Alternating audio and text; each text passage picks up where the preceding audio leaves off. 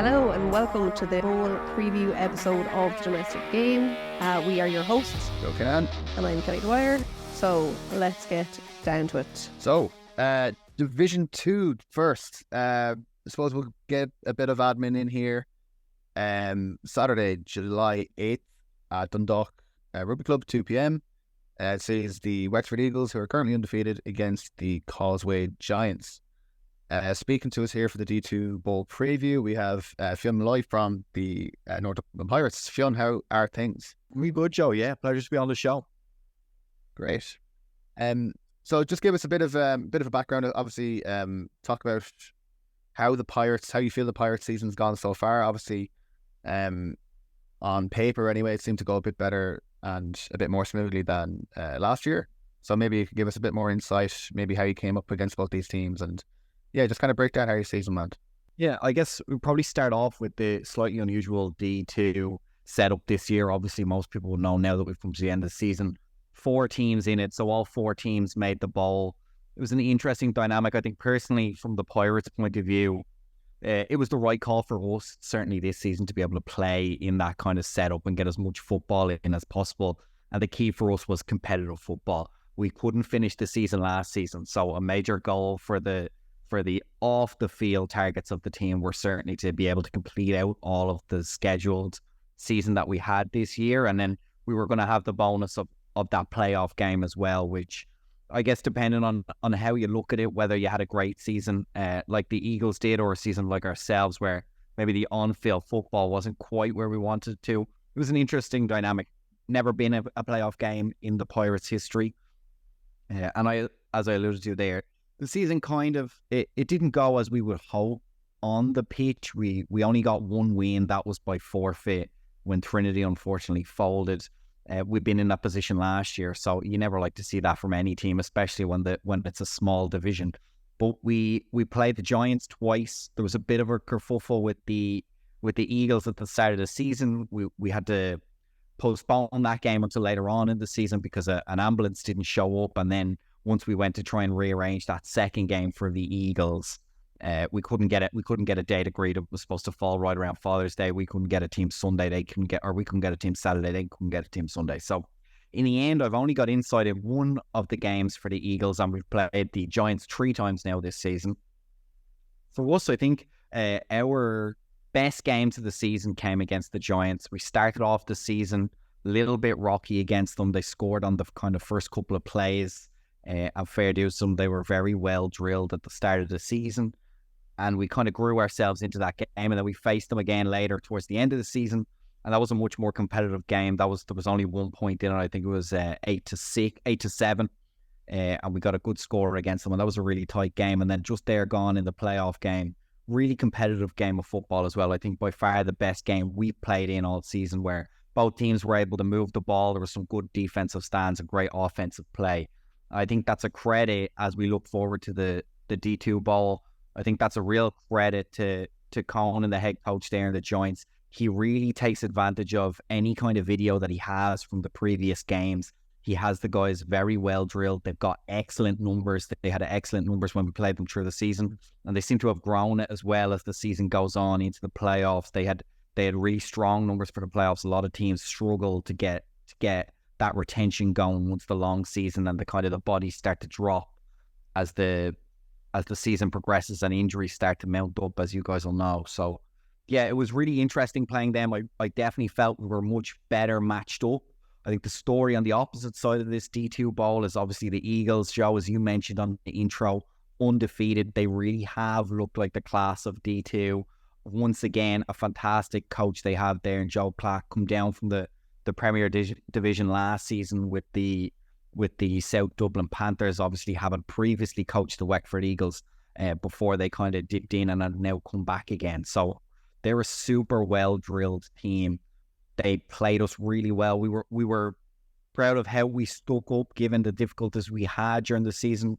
We held up kind of 3 quarters, and they really got most of their points in the second quarter against us, but they did it very efficiently and very effectively. So we don't know whether some players got swapped in, but we were proud of our first quarter stance. It was a problem area that the Pirates had this year of especially on the defense, allowing early scores that put us down, that really put us in a hole. And it's hard to play good football when you're in a hole. So that was certainly something that impacted our season so far. Yeah. Well, I have to say it's great to see the Pirates back, and I think that it wasn't quite the same with Eiches last year. So credit to you for that. And I just exactly like you said, if those are your attainable goals, then you've achieved them. And I think that's really important for your first year. Kind of rebuilding the team is to pick attainable goals. So fair play to you and everybody. And I have to say the communications from the Pirates has really been on point this year. It's been very, very enjoyable. So credit to Ollie there in under centre doing fantastic work for the league. So yes, as you said, like this upcoming bowl, Giants and Eagles. So we have a little bit of insight from our AFI insider. So if I focus just on the Giants, his 3-word game, let's say, is Giants, one small step. And so what he means by that is that while they're certainly the underdogs in this one, which I think is fair to say they are the underdogs, let's say, their one small step could be considered a giant leap for all the future Causeway Giants. By reaching a bowl, not only do they gain valuable experience and raise the prestige of the club, but they could potentially get promoted off the back of this win or lose. And then, the other side then with the Eagles, promote, Eagles promote. That's the three words for this game. So following their relegation in 2022, and also, like, as you've alluded to, a delayed kind of comeback to the league. At one point, I think we were wondering if we were actually going to see them at all, just from all the forfeits and rescheduling that went on. But the Eagles, anyway, have rebounded emphatically, running wild all over the division with their patented triple option-esque offence. Can't look to 2024 just yet, as a sensible job is still required to win this bowl game. So, if you were to discuss the matchups between the Eagles and the Giants coming into this bowl, kind of who or what do you think is that we're going to see? I think let's start on the Giants, and I do agree with them. I think it's a great opportunity for them. Winning football games is very important for retention, especially as the teams grow. It's something that the Pirates are aiming to do, and obviously, as you mentioned, the COVID year really, for whatever reason, hit our squad particularly hard, and we did need that tough year last year, and now, as I said, the attainable goal of just finishing out the season this year. So I think for the Giants, you hit the nail on the head. It is a giant leap for them, but it's one that they need to take. It will raise the prestige. On the pitch, I think what stands out to me for the Giants is they know what they do well. And that's really step one of being a good football team, is knowing where your strengths are and being able to apply them on the pitch. They do have a tricky offense. We faced them 3 times and it looked slightly different every time we faced them. So they've been working on that in the background. They know where their quality skill guys are. They have a heap of running backs, all of which are very good. And I think on the offensive side of things, the Giants will come in with a very clear game plan. As I said, Coach Yal there that they have does a very good job having the guys prepared and being very game aware and situationally aware within the game. They can go fast, they can go up tempo, and they can also take their time and really run it right down your throat if they need to, especially in the short yards. That's something the Pirates saw in the 2 regular season games. If they need to, they're very comfortable putting all the big boys in and really grinding those 1-2 yards, especially around the 3rd and short area and the 4th and short area. They're not afraid to go for those. So I think that's going to be hugely important, and that's important for controlling momentum. And momentum in bowl games, those one and done games, is hugely important. On the defensive side, they need to be very prepared. That's something they can be. They're certainly good at swarming the ball. But the Eagles, as we start to look at them, what they do very well is they always change the point of attack. It's very hard to know in advance of the snap where the Eagles are going to attack from. They use a lot of pre-snap motions. They use a lot of plays off those motions. Sometimes it's involved and sometimes it's not. So it's very hard to get a read on where exactly the ball is going to go at the start of their plays. And while the Giants have a very experienced defense with a lot of great athletes on it, I think that's going to be their huge challenge, is knowing the video and knowing the preparation. How much can they get right on the day to be able to stem this, particularly the running game of the Eagles, because they know how to find holes and they know how to go deep once they've done that. They have a lot of quick athletic guys. Focusing more on the Eagles, I think one thing that stood out to them that has to us playing them this season that has really driven, I think it's fair to say, the blueprint for the Pirates for the next season, something that we're working on, is fitness. The guys are fast and they're fit and they're able to go the length of the field at any point during the game. They're very patient. As I said, when we played them, we were really proud of that defensive stand we put up against them in the first quarter. I believe we went up. I think it's the only time in the season at all that the Eagles have been down at any point. And then they really turned that screw in the second quarter, and they went for it then. And they put up, I think, 3-4 scores in that fourth quarter, and then we were able to gather ourselves back up and put the brakes on a little bit. So I think for them, it's going to be stay calm when we face them. And I'm not going to blow the trumpet of the Pirates by any means. I fully accept that we struggled on the pitch. But one thing we did do is we managed to generate an early turnover off the run game.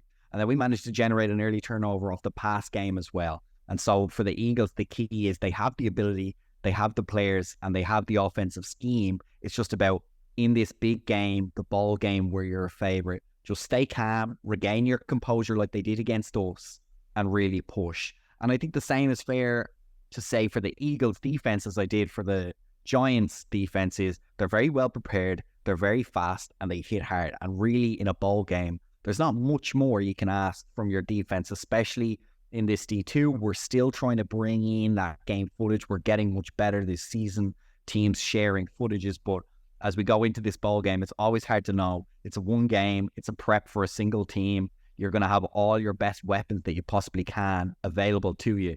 So it's going to be very hard to know what's coming in advance. The Giants know what they're very good at. And so if you can figure out a way to stop the short game and contain the outside runs, I think that's where the key for the Eagles defense is going to be. But the Giants are more than capable of threatening in the air and on the ground. I think that's fantastic insight. So thank you very much for that. And before we move on to Craig and start covering the D1 Bowl, can I push you then for a prediction? Like, who do you think is going to be lifting that D2 Cup? Yeah, look, I'm not going to rock the boat too much. We played the guys. We have tremendous respect for the Giants. We played them in three great games this season, but I think it's hard to look past the Eagles. They had a fantastic season. They were the class of the field in the regular season. I think it would be unfair to go against them now in the ball game just for the sake of an upset. So I'm going to take the Eagles. I think they're going to have a little bit more experience, a little bit more canny. It's going to be a huge occasion for the Giants. So I'd probably take a 2-score margin for the Eagles in the D2 Bowl. Covering the Division 1 Bowl, we have Craig Dooley from the Cilldara Crusaders. Obviously, Cilldara played both the D1 Bowl finalists twice this year. This year's final obviously is taking place between Louth Mavericks and the UL Vikings. This game will be at Garryowen Rugby Club in Limerick. It'll be kicking off at 2 o'clock on Sunday, July 9th. So, Craig, how's things? All good. Been a long time since we've properly played a match together. Yeah, has yeah. So just, I suppose, for the uninitiated, just give a bit of a background to yourself. Obviously you played Crusaders, we know this. Just what position you play and how you think your season's gone so far with the Crusaders. I've been with the Crusaders since they started in 2017, but I started playing football back in 2014. Started with the South Kildare Soldier Youths. So far this season, I played every position except kicker and punter. It was a strange old season. The UL, they're a tough team now. The boys, like, especially when I was playing quarterback, their D line is just something else. Like, every play, it felt like I was getting hit by 8 lads. No joke. Sounds about right. Yeah. They're just such a well-drilled team. Like, anytime we played them over the last 2 years, they're just so well-drilled. They know exactly what they're doing.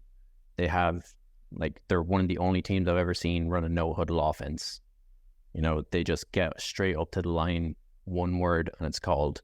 Like, I've been around a long time, and that takes some work to do that. Yeah, it does, and the fitness as well really does have to be there. And we're actually seeing like a move like more so towards the no huddle. I think probably led more so by the Premier Division, because our bowl last year was entirely no huddle. But before we get anywhere near the Shamrock Bowl, let's focus in on this D1 Bowl. So I have again from the AFI Insider just taken a moment about the Mavericks.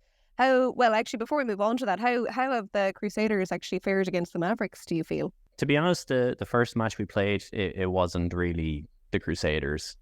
You know, it was what, 35-0 final score, 38-0 or something. But, you know, as we all said on the team, at the half, it was 7-0, or it was 7-0 going into the half, and then it just spiraled after that in the second half. The semi-final was more of a accurate representation of the skill of both teams there. Yeah. And what do you think the difference was? To be honest, we just had momentum. Like going into the final 3 or 4 games there, we went on a 4-game winning streak, and funnily enough, we actually had less players each match. You know, we started the season with about 25 players, 2-2, and then, you know, the 4 games we won, we ended up having 16, 17, 18 players, but it was just, you know, pure determination from the lads. They never gave up no matter what. Yeah, quality, not quantity. That works, eh? So then to move on to our Mavericks and our Vikings matchup. So the three-word game to describe this game. So Mavericks, top fun, Mavericks. A storybook season may yet have a fairy tale ending. Deserve all the plaudits coming their way, regardless of bowl result. They put the fun in functional. And then Vikings, we have purple people eaters. The Vikings are allowing 6.25 points per game. No, this is not a typo, by the way. Less than a score per game. That's what they allow. They looked the part up until the third quarter of the AFI 1 Bowl in 2022. This year, they are the part. As lovely a story as the Mavs are, these Vikings are more than ready to finish their own story and reach the Premier Division. So what are your thoughts on this upcoming matchup between the Vikings and the Mavericks? Who and where do you think is going to shine during this game? The Vikings O-line, they're going to be the big determinant. Like they're just going to control the whole thing. Just having Finn run behind them, they're not going to be stopped, I'd say. If they're all on point, game over. Yep. You see it going anyway similar to the first game between them. Obviously, they played last month, and that was fairly low scoring. But I think, was there a weather delay in that one or something? Or because it was very low scoring. Going into that game, especially myself, I'd have thought, you know, the likes of, say, Nathan Harty and Finn obviously would have been putting up scores left, right, and centre. But obviously, I think we saw the defenses for both those teams shine through, and then obviously yourselves then in the playoff game with the Mavericks, that was a very tight game as well, very low scoring. Do you see that kind of going the same way there this Sunday, or do you maybe see those two young QBs maybe shining a bit more in a high pressure situation? It'll definitely be a shootout, I'd say. You know, both defenses have been amazing this season for the lads, but I think it's time for the two QBs to shine. As they've proved all season long, they can do it. And I suppose then, if we had to maybe push you for a result, obviously with how much you've been playing these two teams in the past, obviously you've only played the Vikings once, but with how that game went, you might feel one way or the other about the Vikings. Obviously, you've a lot of games with the Mavericks over the years. I suppose, who would you like to see go through first? And then who would be your pick for the Division 1 champions? I'd like to see the Vikings win. I've always had great time for the lads. You know, made some good friends over the years, especially on the under-20s Ireland team. And I honestly think they'll pull through. The Mavs won't stand a chance, I'd say. Bold statement. Bold statement. Yeah. Not a chance. Could we push you for a score prediction then, if you're going to be that bold about it? Ooh. I'm going to say 42-14 Vikings. Going big. He's taking the over anyway.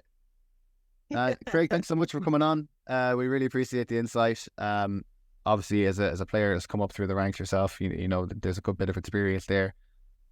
So we do appreciate you coming on and giving you a bit of insight there. No worries. Thanks for having me, guys. The final game then, I suppose, on our preview for the last week and a half left in the kidded season. It feels weird saying that it's been such a quick season, it's flown by. We have a rematch of last year's Shamrock Bowl. This year we have UCD taking on the Rebels. The Rebels coming into this one undefeated again in the regular season. UCD off the back of 2 losses to the Rebels so far this season. For this preview, we have Mumuni from the Cork Admirals and Coach Phil Gunning from the Belfast Trojans. Guys, how are we doing today? Thanks so much for having us. Thanks for having us. Good. I suppose, obviously, it's a bit of a tough one for both of you coming off and the playoff results from last weekend. I suppose, Coach Phil, we'll go to you first. How, obviously, with new QB coming into the system, obviously Dominic Lynn, and coming in kind of halfway through the season as well through injury, how do you think the season's gone for yourselves? Yeah, like the season, say it went well on reflection. Like it's hard to be too downbeat, changing a whole coaching staff and new offensive defense and, a lot of new players as well coming in and be disappointed with kind of like an exit at the semi-final stage. But yeah, we, I guess throughout the year, lots of ups and downs. We came in the first game, played UCD. We lost 34-3 in that game. But, between Dom's injury and, our other quarterback was unavailable after the game, we started quick QB3 on notice of 30 minutes before the game, essentially. And to kind of not get blown out in that game was quite good. I'm not lie, the first pass that he threw was like a 35-yard sideline fade and it was complete and it was just like, this might work. But, ultimately it kind of didn't pan out that way in the first game. But UCD are a really well-drilled team, kind of took advantage of some of the experience that we had. Continue kind of through a little bit of a rocky start, to the Cowboys game, which we narrowly won 7-0, but then kind of had a little bit of a break. Josh came back into the starting lineup at QB, kind of took command of things then, for the next stretch. Kind of comfortably won the Knights game and then coming into, play undefeated Cork in our first home game, which was a real narrow loss as well. And then, the break after that then, Dom sort of ankle had healed, came back in and, went on a little bit of a run after that. And then ultimately towards the end of the season, just fell the Rebels twice. But look, with the exception of the 2 finalists, every other game we played, we kind of won or lost by less than a score. So it's kind of hard to be too annoyed at that. Yeah, definitely. And I was going to say that I think one of the things that the Trojans do really well is hosting games, and you seem to play your best at that. So can you talk about that, the game day environment that we get in Derrimore? Yeah, it's class, to be honest. Obviously, I got to play in it last season, and the energy is completely different. And at the end of our 2022 season, we had to go and play away in Cork, and we needed a win to make it into the playoffs. And I remember, a lot of guys just standing on the sideline after 4 straight home games, just where's the juice? This is just so quiet. And so that was a big focus this year, and kind of making sure that we didn't have the same issue. But the home game, the environment's class. I mean, we've hundreds of people there at every game. There's loads of kids. I was late going into the locker room at halftime one of our games this season, and as I was walking in, sort of 5-10 minutes late, there was just streams. Dozens of kids run out onto the field to come and do little quarterback challenges to win a t-shirt and stuff. It's just so great. We could put a kid from a scouts group, reached out and just said, my dad took me to the game last year and it was class. Can you guys come down and show us how to play football? And some of the guys went down, and then we brought them up for doing a coin toss our last home game and stuff. So it was all of that's great. Ultimately it's to market the sport better and grow it, and hopefully get some recruits out of it in terms of the exposure that it gives us. But yeah, it's really class to be involved in. Yeah, absolutely. One thing that I regret from the schedule this year is us as a Minotaur not being able to get to travel to the Trojans game. I think next year, if I'm right in how that schedule works, is that you guys travel to us this year, so we come up next year. Yeah, so That's one thing I'm really looking forward to, because pretty much every other Premier Division player I've talked to has been like, yeah, you don't want to like it because at the end of the day it's a away game, but it's a great atmosphere. So I'll be looking forward to next year for sure.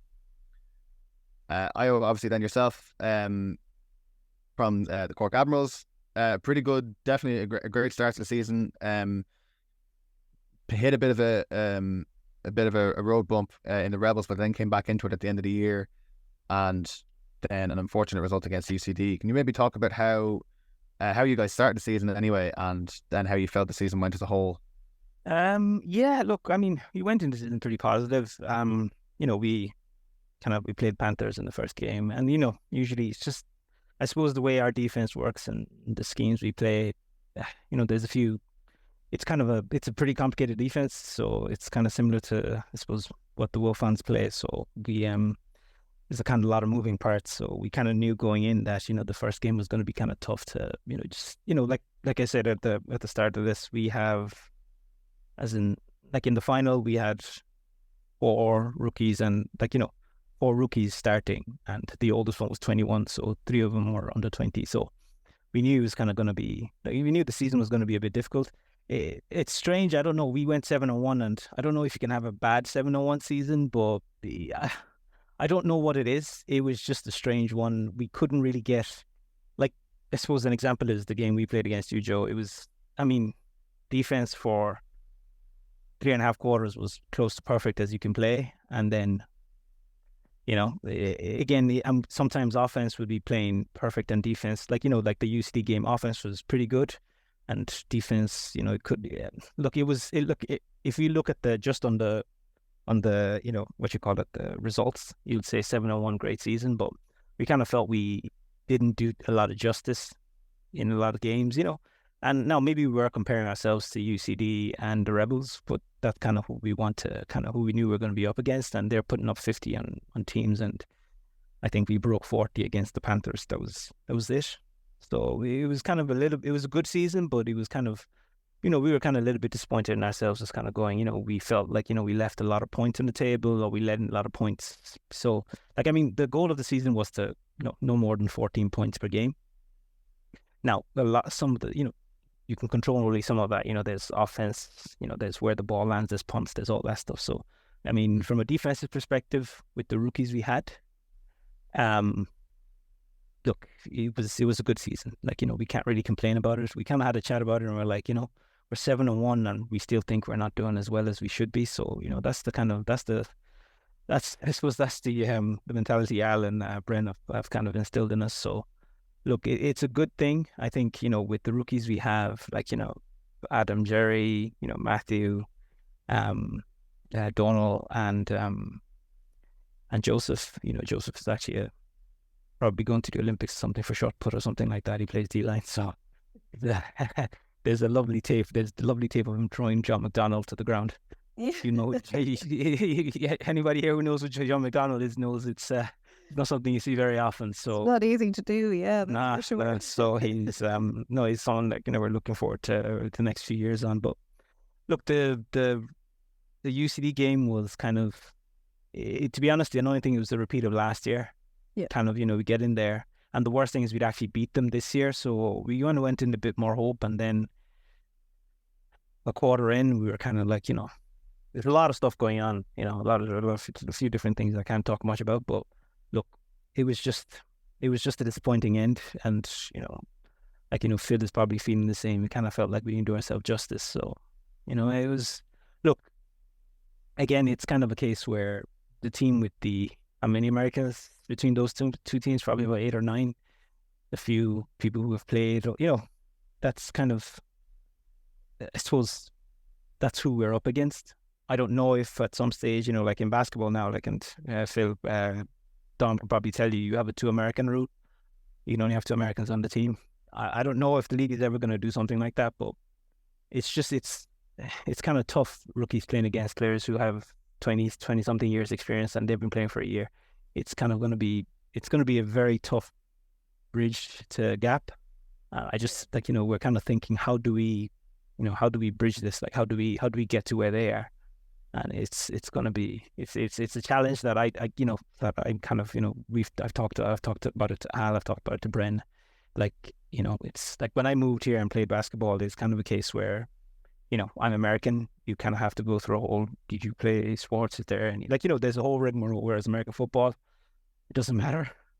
So, you ask yourself the question, how do you expect an 18-year-old to play against a guy who's probably 30 or 30-something, who's, you say in the twilight of his career, but played, Div1 Bowl. Poor Ty Henry. You're not trying to get Ty Henry out of this. No, not now, are you? Not Ty. No, not Ty. Ty is. I think Ty plays. I think Ty plays American football the right way.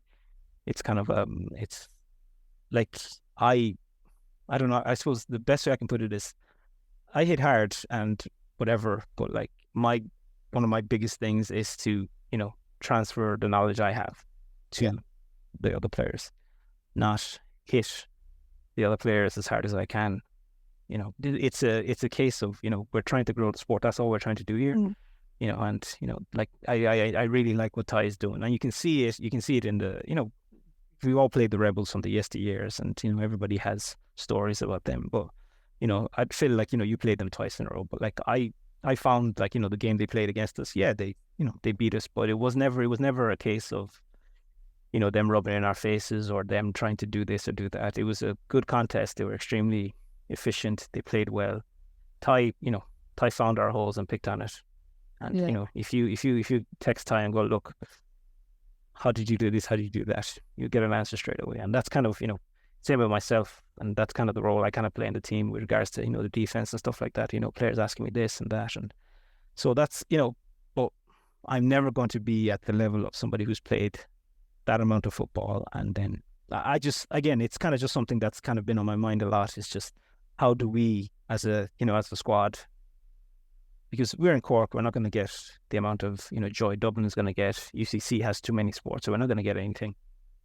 Still, you probably have better luck there, but it's going to be hard for us to kind of draw those players. So it's going to get to at some stage where you're going to be playing against a team that has 4 or 5 Americans. It makes a big difference. Yeah. Yeah, and you've touched on kind of like your own philosophy of kind of like educating people on how to play the sport and the development domestically of the game. And I think that Cork really does kind of lead the way in that, because your youth system is really so strong. And how many of those guys are really starting to come through the team now? How many of you of the youth squad? From an offensive perspective, I would say Jan was on the youths. Jan would have played youths, yeah, definitely. Jake is the youth quarterback and receiver. Maybe 4 on offense and probably about 6 or 7 on defense. Because we have Owen, Owen is in the second year. We have, Adam, Matthew, and a few of the other lads that I mentioned. You have Dan Sheedy. Quite a few. So look, like they are, there's the transference is happening, and that's great. But like, we're only going to get to a specific level, because we can't have 6 practices a week, unfortunately. So it's not. It would be great if we could, but we just don't. So, but look, it is like, it's like I said, it's a pointing end to the season, to put it, I suppose, to wrap it all up. It's pointing end to the season, but look, I think we did well. So you cannot, if we said we'd go 7-1 every year, I think we'd, you'd bite your hand off to take it. So, you can't really complain much, but yeah. This is it. Yeah, 7-1 is not a bad record, and it does stand here attitude to be able to say after that, we're 7-1 and we're actually disappointed, But anyway, looking ahead to this Shamrock Bowl, where we see, as Joe has said, like this season is almost like it's so almost synchronized with the last season. It's almost like a repeat, but there's one game yet to go, of course. So looking at UCD, kind of the 3-word game that we have is nothing to lose. And yep, you read that right. UCD have nothing to lose here at all. Either they win the Shamrock Bowl for a 2nd year in a row and are the best UCD team ever, or they fall short against an elite Rebels team when many had written UCD off foolishly after their opening games, and become the 2nd best UCD team in history after the 2022 team, of course. Then Rebels. Their 3 words for this upcoming matchup is everything or nothing. So if they lose, no one will care that they are 16-0 over the past 2 regular seasons. They simply have to win this one and are big favourites to do so. So, Phil, what are your thoughts on that? Yeah. Whenever you broke down the format for the episode, I thought we were going to come up with 3-word things for the bowl, and Oh, yeah? I know. Same with me. Okay. Well, I came up with one, and honestly, like, mine is McVeigh all day. Like, I think the whole game is going to revolve around Sean McVeigh. Like, UCD's offensive line is phenomenal. You know, they're huge, they're powerful. Like, you know, a couple of the guys are on the Ireland team. You know, they've got experience coaching them, they've got experience playing against them. And yeah, Sean's something else as well. Like, that test against kind of, you know, the Rebels linebackers and the front that they have is kind of going to define the game, I think, in my opinion. Like, that's not to take anything away from, you know, UCD's defense, and like the Rebels offense is no joke either. You know, like the receiving talent that they have, obviously Ty, like the stable of backs they have and everything, you know, like game against them, you know, they threw for a whole bunch of touchdowns. So we went to the semi-final, you know, in an effort to limit that, we were pretty successful at it, and then we just died to the run game. You know, so you know, it might be a little bit of an element to pick your poison, but I think, you know, with the coaching staff they have, the talent they have on defense, UCD will do an okay job kind of slowing them down somewhat. But, you know, the Rebels play a style football where they want to impose themselves on their opponents. You know, I don't think they necessarily pay an excessive amount of attention to what teams are trying to take away from them. They want to just play football their way anyway, and kind of, you know, rip your soul out for making mistakes when you do make them. But yeah, I think it'll be a really close game. Yeah. Do you think so? Well, we'll come back around, put a pin in that, because we'll come back around and we'll ask you about that. I actually did, before we get to you, I actually did 3 words myself as well. So mine for the Rebels was rewrite the story, and it's basically just because we're seeing such similarities between this year and last year, this is their chance to just rewrite that. And then for UCD, it's run it back. And it's just, I can remember chatting with them at the end after the Shamrock Bowl last year, and it was just run it back, and they have the same energy. We're seeing the same kind of elevation at the right time of the season as well, coming into the Shamrock Bowl. So those were my 3 words that I came up. Io, what were your 3 words? I actually had 2. It was go Ty go and Kenny versus Sean.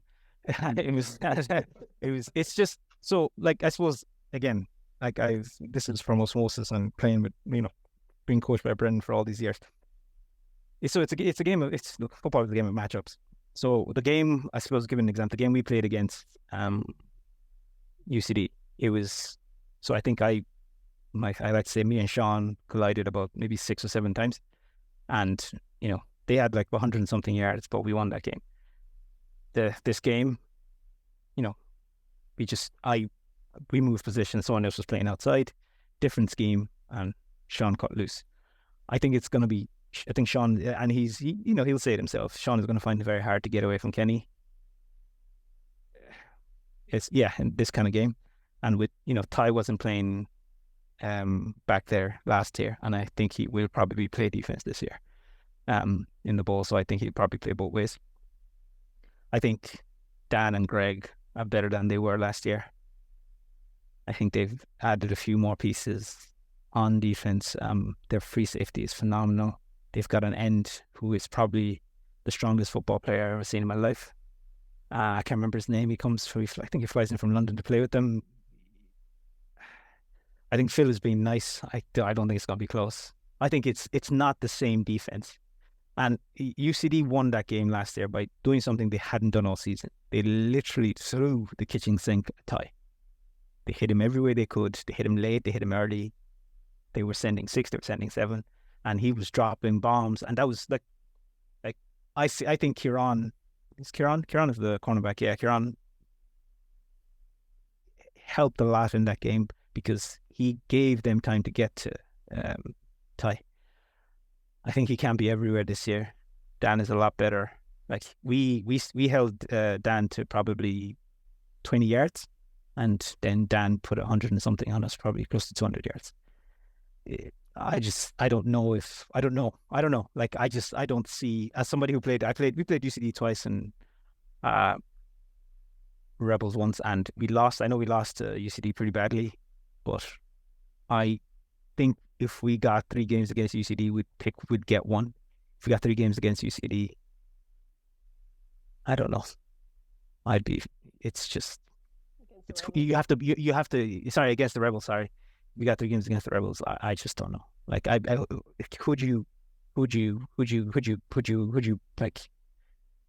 could you pick to stop? Like, you pick Dan, Greg. You pick Greg, Dan. The running game isn't anything to, laugh about. And then there's Ty, who, we play 3D linemen, so Rebels play 4, so McVeigh's gonna have less space than he had against us. So I don't know. I think the Rebels are built to win. They just are.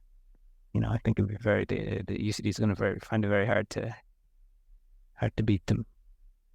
There was no close games this year. There was no, last touchdown game. They beat them pretty comprehensively both times. Well, did they? I think there was there one close game? So the second game was second one was relatively close. Yeah, the second one was close. Yeah, actually, yeah. So, yeah, and I don't know. I just think Ty has gone into this game like a man possessed, and they're pretty salty. I know he might not say it. He's always Mr. Nice Guy. He always says the right thing. But I think, if you can get into his head, he's had this game circled since that loss, and I see we're going to see a different Ty Henry. But look, I could be wrong, but I think UCD are going to have a tough task on their hands.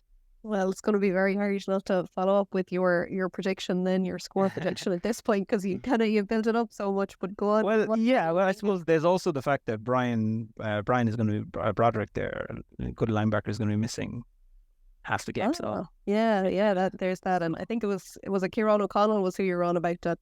At corner, yeah. Kieran is not, his knee isn't right either.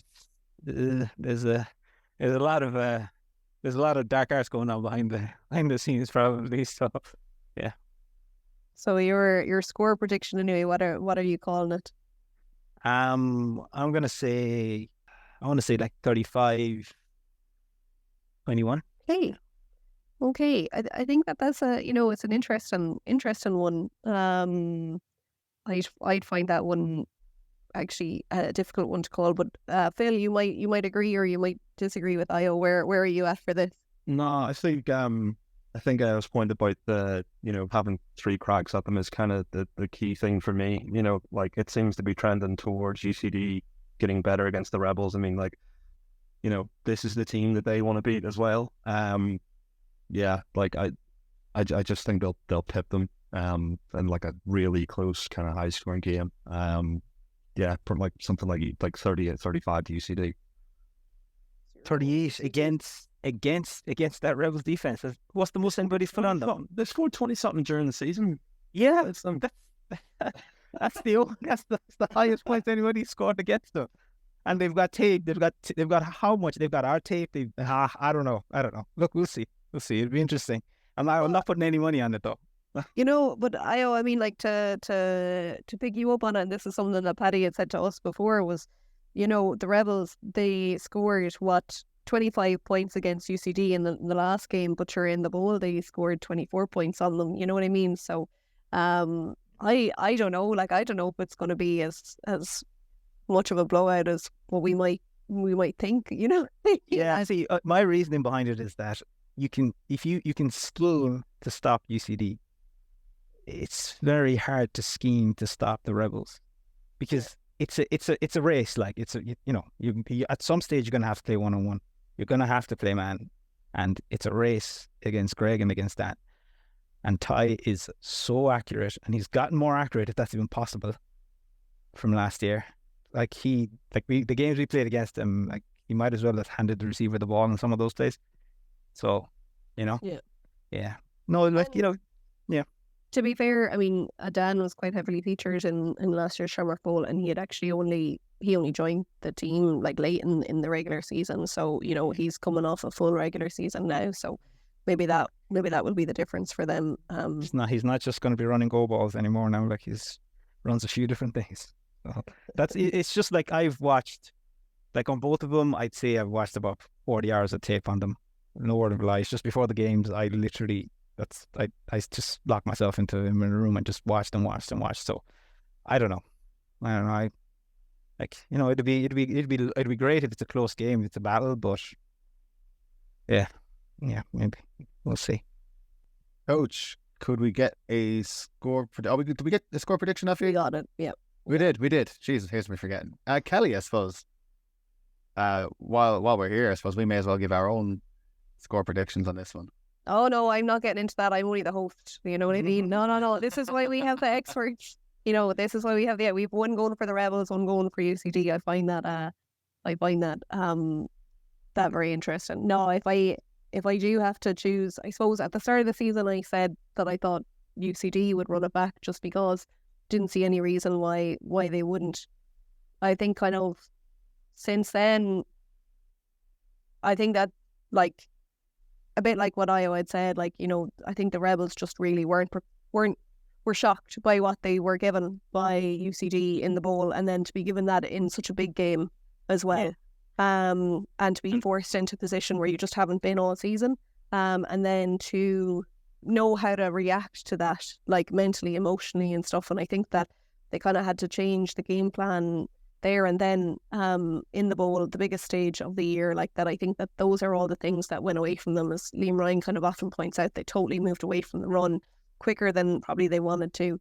Whereas this year, I do think that UCD will give them a hell of a game, but I just don't think that the Rebels will be shocked by it. You know what I mean? So that's where I see the Rebels being a more mature and more veteran team this year. And also there is, sorry, I know I've been talking about Dan and Greg, there's also, I think, Jadrian, another American receiver who I think he caught 3 on us. He's just breaking in. Dave King is not a rookie anymore. Ooh. And I'm pretty sure on defense they have 4 new starters. And it's not the other player left. It's these lads came in and took the SWAT. Yeah. Interesting. So Joe, what are your thoughts? I'd lean Rebels. I don't think it's going to be a blowout. I think UCD are going to be missing key pieces, at least for the first half. I think that's where we see a lot of the game, a lot of the story of the game come through in that first half. I'd say a second half will be a lot closer.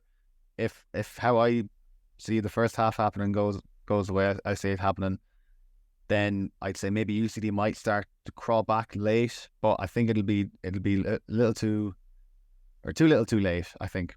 I'd say probably one score, I'd probably say 31-25 Rebels.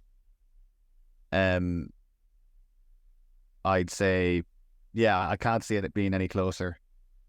I would love to see UCD kind of come through again, and it would be causing an upset at this stage, especially after going 5-3 in the regular season, coming in through the 3rd seed, and then basically making their own destiny, I suppose, in that they were nearly written off. For some people were even starting to say, geez, are they even going to make the playoffs? And here they are in the Shamrock Bowl again. I think it'd be very very poetic for them to beat the Rebels. I just don't see it happening.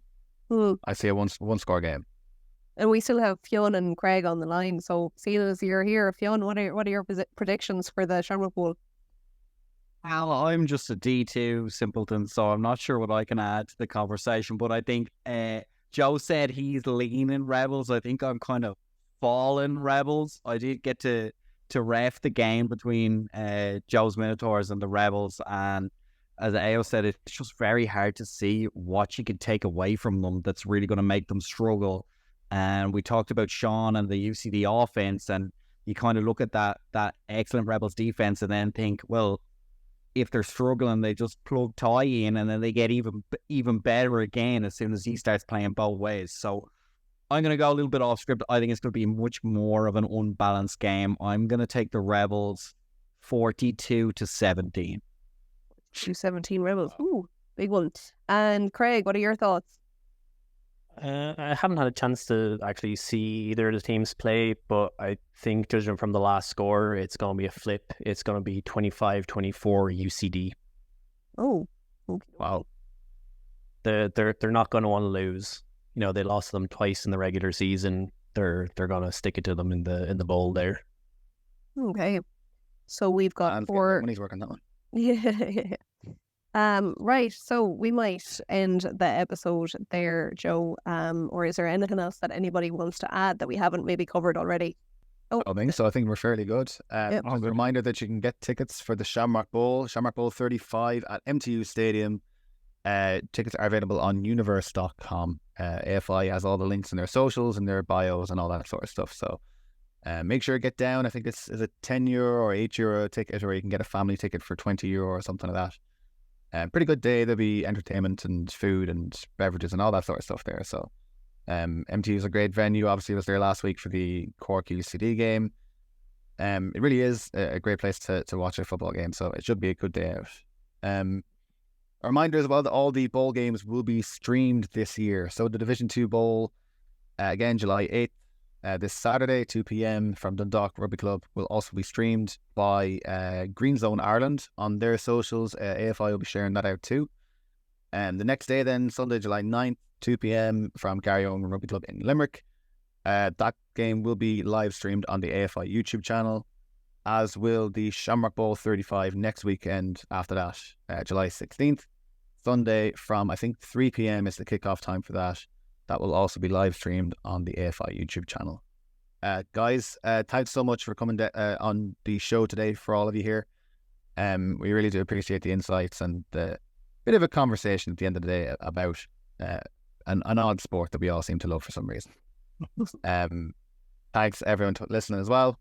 We really do appreciate it, and we will see you very soon, probably for a review of all the bowl games, and then maybe a little bit of a dive into the flag football season, which is coming up July 15th. I think it's the first day of games for that. With that, I suppose we'll end the show. We've been your host, Joe Kinahan. Kenny Dwyer. Thank you so much for listening, guys. Cheers.